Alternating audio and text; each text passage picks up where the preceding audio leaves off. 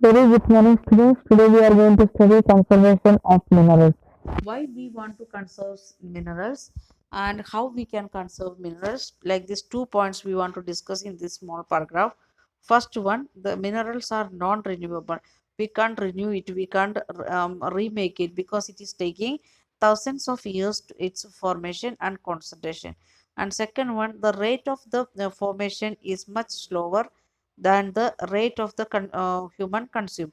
We are consuming very fastly than the formation of the minerals. So we want to think about the conservation. This is the first point why we should think about conservation. Like these 2 points are there. Then how we can conserve? How this is and this part it is how, and this part it is why. So, how we can conserve the minerals? It is necessary to reduce the wastage. First one, we can reduce the wastage in the process of mining. When we are doing the mining, we should reduce the wastage. Second one, recycling the metal. That is another way of serving the resources. So, how that also two first and second point. Why also first and second point. So conservation of minerals, we want to think why why we want to conserve, then how we can conserve.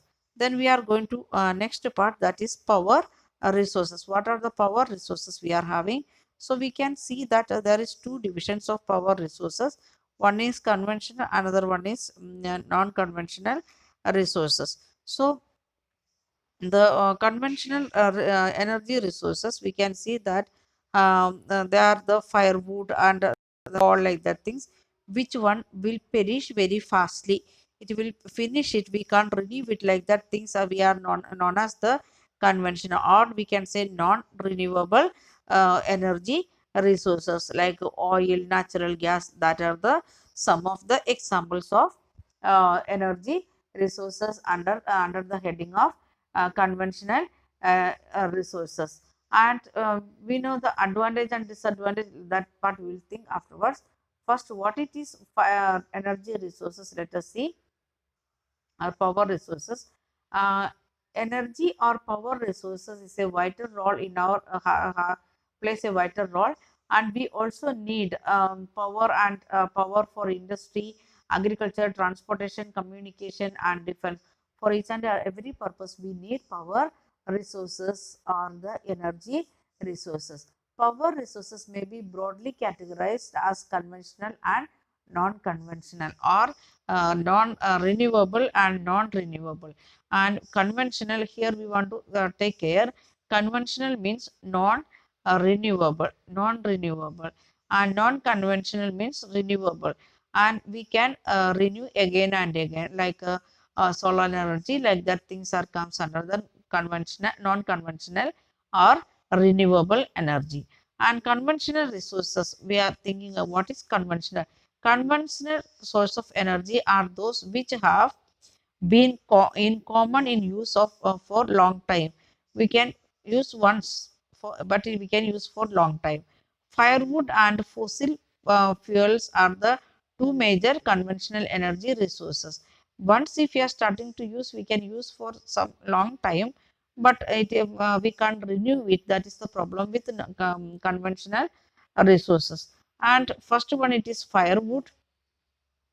Firewood is the quite natural in village side, not in the city side, especially for cooking and for getting heat. For that purpose, they are using firewood. And we want to think about the remains of plants and animals which are buried under the earth for millions of years, got converted by the heat and pressure into the fossil fuel. Fossil fuel, how it is forming? How it is forming? That is the question for this. How it will form? And we can say that the remains of the plants, the remaining particles of the plants as well as animals, it is buried under earth, purposely buried or unknowingly buried because of earthquake and other reasons, and it is there for millions of years, and it is slowly converting to fossil fuel with the help of heat and pressure. And fossil fuels such as coal, petroleum, natural gas are the main source of conventional energy. means coal natural gas once we use then we can't reuse it, and the reserves of these minerals are limited. The amount how much it is there, that is very limited, and the rate at which the growing world population is consuming them as far greater than the rate of their formation. Already we said about the why we want to conserve the minerals. That time we said the growing growth of the development of the minerals, that is very slow than our consumption. So we want to think the even in the um, conventional energy also, coal, petroleum, like that things, our use is very much, but the formation of that one, it is very slow. There are likely to be exhausted soon, so within 20 years, 100 years, it may exhaust how much it is there, coal and other thing. So let us see first one, that is coal. This is the most abundantly found fossil fuel. We can see here in India or maximum countries, we have they are having the coal, presence of coal in as a mineral, and we are mining that one and using for different purpose. It may be for domestic purpose and industrial purpose, like some iron and steel engines, and generate electricity for like the different purpose we are using coal. And electricity from coal is called known as thermal power, because we are burning coal and heating the water, and with that we are generating electricity, so it is known as thermal power. The electricity what we are producing from coal, it is known as thermal power. The coal in which we are using today are formed millions of years ago, when giant firms and spans got buried under the layers of earth. When the the big things buried, big trees and other things buried under earth, that time that slowly developed as a coal that taken millions of years. Coal is therefore referred as the buried sunshine. So coal is known as the buried sunshine. So, what is the second name of coal? That is buried sunshine. The leading coal producing countries in the world, that are China, USA, Germany, Russia, South Africa, and France. That are these countries are the leading coal producing countries. And coal producing here in India, that is Raniganj, Jharia, and Dhanbad and Bokaro. That everything in Jharkhand. Jharkhand area also, we are in India. We are having the coal mines, and we are moving to next part, and that next one, that is petroleum. So first point what we discussed, that is coal, and from where we are having coal, that like that things we discuss, and petroleum that keeps our car running, as well as oil that keeps our cycle for squeaking, and both began as a thick black liquid called petroleum, and petroleum is also called black gold, because that is that much valuable, or we can't avoid from our life, and it is found between the layers of the rock, and especially in the sedimentary rock, and it is drilled from the oil field and located in offshore and the coastal areas. It is we are getting maximum, that is from offshore or the coastal areas. In Mumbai High, we are having oil mine that is inside the sea, and this is then sent to the refineries. Then it will send to the refineries for purification, and in with the process of the crude oil, it is making the purification of the crude oil, and produce variety of products like diesel, petrol, kerosene, wax, plastic, lubricant, like the different materials they are producing from petroleum.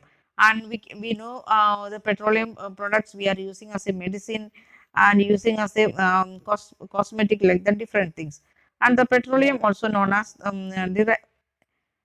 petroleum, and its derivatives are called black gold, as they were very valuable. Nowadays, we know every day it is increasing 50 paise, 60 paise, it is increasing the value of the petroleum and diesel.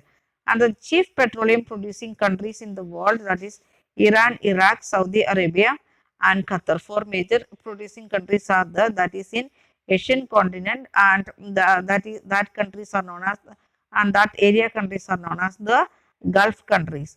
And other major producers are USA, Russia, Venezuela, and Algeria. I mean, some of the in North America, then Europe, then African countries, everywhere we are having the petroleum product, means petroleum mines.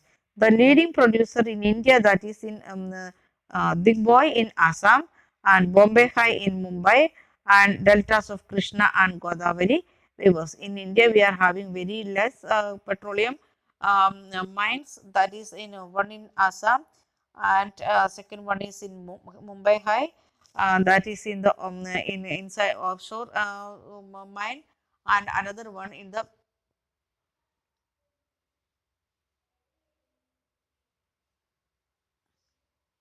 another one, we are having the Krishna and Godavari river belt also, we are having petroleum mines. And so we are stopping here and we will continue in next video.